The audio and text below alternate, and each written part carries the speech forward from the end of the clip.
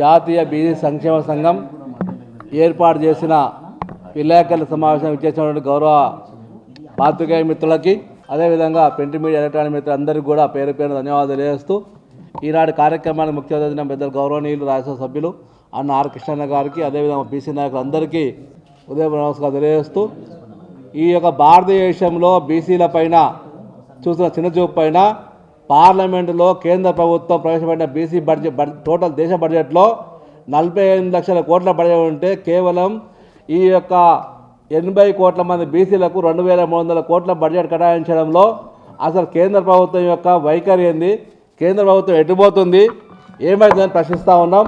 నిజంగా ప్రభుత్వానికి ఏమాత్రమైన విలువలు ఉంటే నరేంద్ర మోడీ గారు ప్రధానమంత్రి గారు, నేను ఓబీసీ అని చెప్పుకుంటున్నాను, ఓబీసీ ప్రధానమంత్రి, ఈ ఓబీసీల యొక్క బడ్జెట్లో మీరు ఎటువంటి పాత్ర పోషిస్తారని ప్రశ్నిస్తూ ఉన్నాం.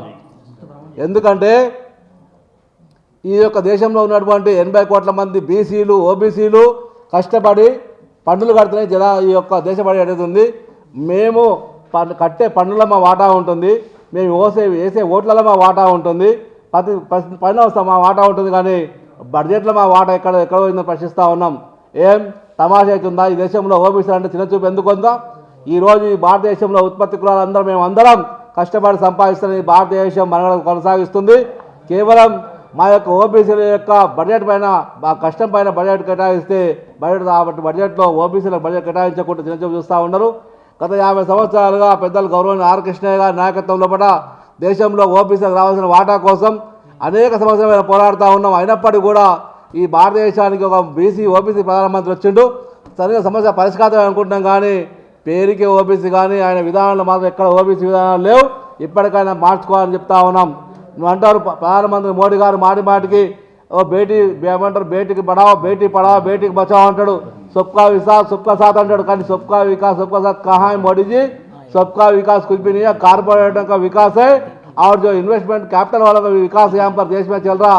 जो गरीब जनता जो है ओबीसी लोगों का डेवलपमेंट के लिए बजट नहीं लगा रहे आप लोग, ये जो विकास नहीं बोलते అని మేము అడుగుతా ఉన్నాం. అందుకే ఈ భారతదేశంలో బీసీలో డెవలప్మెంట్ కావాలన్నా, భారతదేశం అభివృద్ధి కావాలనుకున్నా, ఈ దేశం అన్ని రంగాల్లో ముందుకు పోవాలనుకున్నా, ఈ మెజార్టీ ప్రజలైన బీసీ డెవలప్మెంట్ కాకుండా దేశంలో డెవలప్మెంట్ కావాలని వాస్తవాన్ని గుర్తెరగాలి. ఈ భారతదేశ సంస్కృతి ఎడిపోతూ ప్రశ్నిస్తూ ఉన్నాం. మీరు ఇవన్నీ కావాలనుకుంటే కృష్ణన్న గారు చేసిన పోరాటంలో వాస్తవం ఉంది. అటువంటి పోరాటాన్ని ముందు తీసుకెళ్ళి ఈ యొక్క భారతదేశంలో మొట్టమొదటి జనాభా లెక్కలు చేసి కులగణన చేసి అదేవిధంగా పార్లమెంట్లో బీసీ బిల్లు పెట్టాలి. బీసీ చట్టసభలో పార్లమెంట్లో బీసీ బిల్లు పెట్టి ఎంపీలో ఎమ్మెల్యే సీట్ రిజర్వేషన్ కావాలి. అదేవిధంగా ప్రత్యేక మంత్రి శాఖ ఏర్పాటు చేయాలి. అప్పటి వరకు సమస్యల పరిష్కారం కావు. అందుకోసం తెలంగాణ రాష్ట్రంలో కాదు, అన్ని దేశాల్లో అన్ని రాష్ట్రాల నుంచి బలమైన బీసీ ఉద్యమాన్ని కృష్ణన్న గారి నాయకులు తీసుకెళ్లి ఖచ్చితంగా ఈ యొక్క సమస్యల పరిష్కారం చేస్తాం. మీరు అనుకుంటున్నారు మోడీ గారు మొన్నటిదాకా చెప్పారు, आपकी बार 400 पार नहीं हुआ, 300 भी पार नहीं हुआ और दूसरी बार वो 200 भी पार नहीं होता, घर को चलाना पड़ता.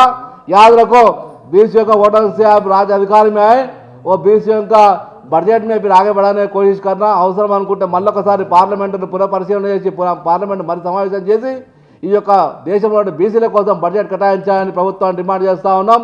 లేని పక్షంలో ఖచ్చితంగా ఈ దేశంలో తిరుగుబాటు వస్తుంది. ఆ తిరుగుబాటు రాకముందే భారత కేంద్ర ప్రభుత్వం ఇప్పటికైనా కళ్ళు తెరవాలని విజ్ఞప్తి చేస్తూ ఉన్నాం.